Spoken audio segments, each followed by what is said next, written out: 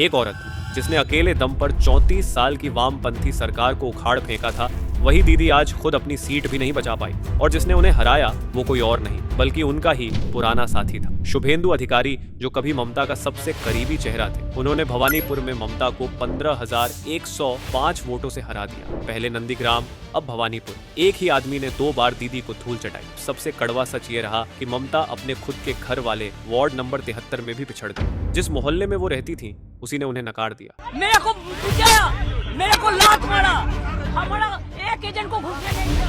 आरजीकर अस्पताल का दर्दनाक रेप कांड।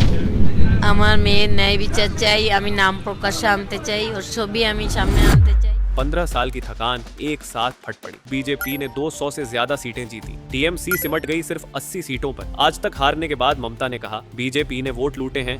আমাদের প্রথম কথা হচ্ছে আমরা কিন্তু হারিনি, আমাদের 100 সিট জোর করে লুট করা হয়েছে।